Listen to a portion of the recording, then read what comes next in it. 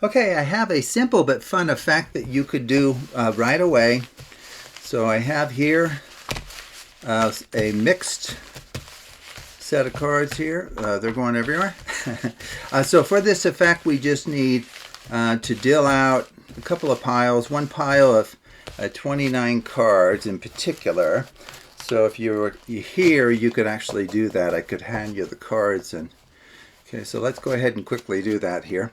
So 1, 2, 3, 4, 5, 6, 7, 8, 9, 10. 1, 2, 3, 4, 5, 6, 7, 8, 9, 20. 1, 2, 3, 4, 5, 6, 7, 8, 9. Okay, so a pile of 29 cards. Now I need you to make a choice. Which of these two piles would you like to be yours to work with? You want the one I just dealt out? Okay, that will be yours.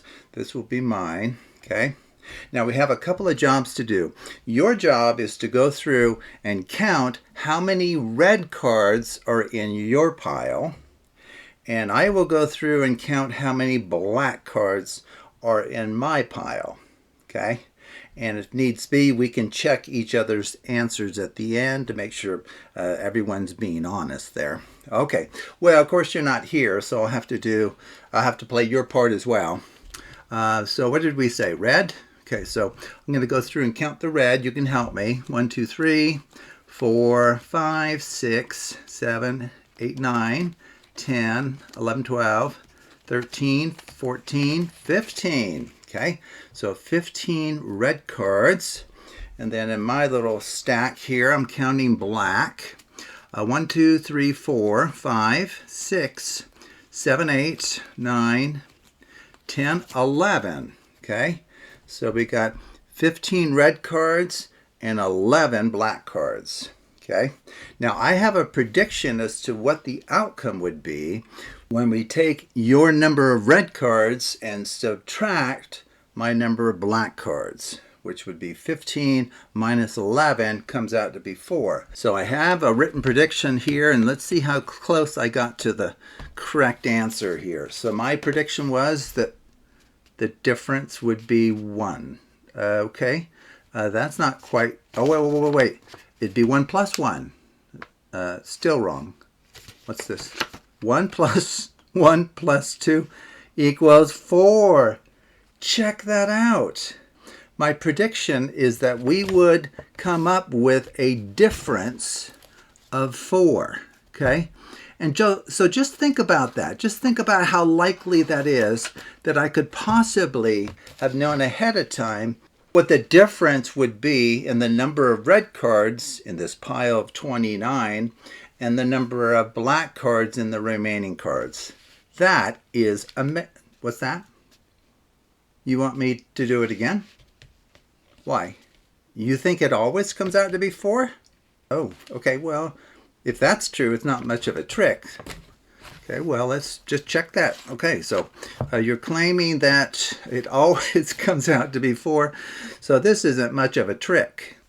Okay, well, let's check your theory here. So it's 29, right? So 1, 2, 7, 8, 9. In fact, we can take cards from other parts here. 10, 11, 12, 13, 14, 15, 16, 17, 18, 19, 20. 1, 2, 3, 4, 5, 6, 7, 8. I need one more. 9. Okay. Okay, well, you're trying to shake my faith in this effect. Okay, so this 29 cards, remaining cards. You freely count the number of red. So 1, 2, 3, 4, 5, 6, 7, 8, 9, 10, 11, 12. 13, 14, 15, 16. Okay, we got 16 red this time. And then what did we get here? Let's see. No, we're counting blacks, sorry. 1, 2, 3, 4, 5, 6, 7, 8, 9, 10, 11, 12, 13. 16 minus 13, the last time I've checked, is 3, not 4. So I'm sorry to say, but that does not undermine the efficacy of my amazingly prescient prediction of the future. Okay, whoa. Okay, so how does this work? You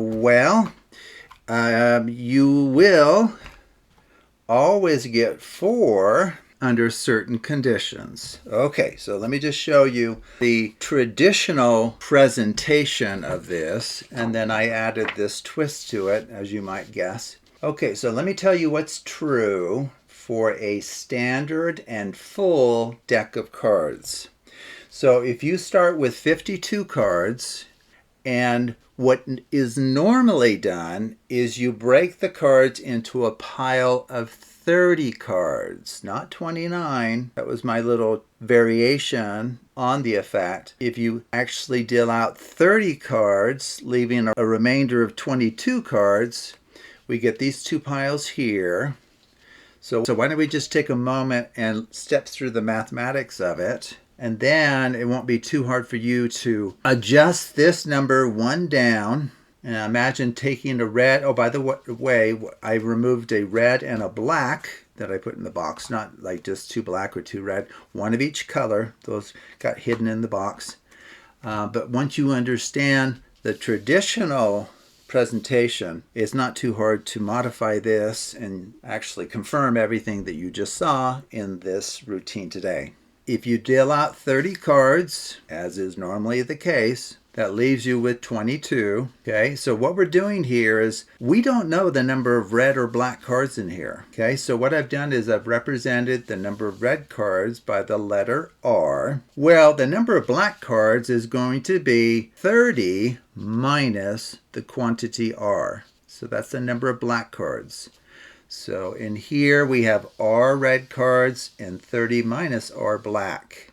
Okay, now over here for the remaining 22 cards, it will have to be the case that the number of red cards here plus the number of red cards here add up to 26 for a full deck. So that's why the number of red cards here would have to be whatever this number is here, R, subtracted from 26, and then the number of black cards in this second pile here, it will also have to be the case that the number of black cards here is going to be equal to 26, which is the total number of black cards in a standard deck, minus the number of black cards in this first pile. Now this quantity here comes out to be R minus 4. So just look ahead.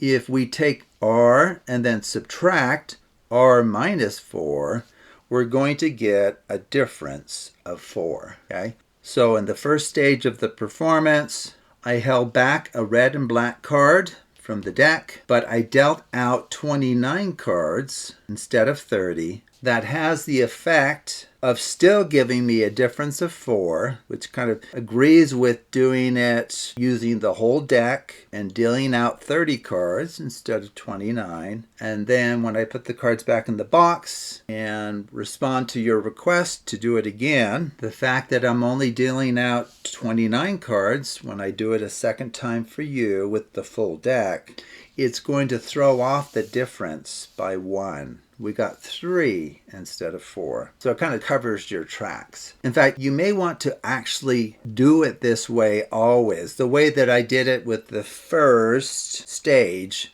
where I work with 29 cards instead of 30, and you get a difference of 4 because I pulled out or set aside or hidden somewhere a red and black card, because it just makes it harder for the spectator to perhaps work backwards. Because right now with 30 here and then knowing that there's like 26 red and 26 black, and the difference of 30 and 26 equals this 4 here, I think that tips off the spectator or gives them a false solution to the trick that undermines the impact of the trick. So it may not be a bad idea to actually work with 29 cards, having pulled out a red and black that you don't even show the spectator, and then you'll still get 4 as your answer, but that 4 will really not seem to be related to the 29 and the 26 for the number of red and black cards. Like the difference there is 3, not 4.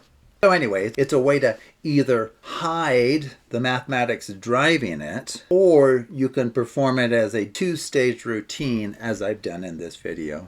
So anyway, I hope you enjoy that. It's a wonderful example of the power of basic algebra to essentially see around corners, because very few people would be able to immediately and clearly and correctly see that this difference here should come out to be 4 when working with the full deck of cards. So thank you for watching, and take a look at other videos on the Absolute Math Magic channel.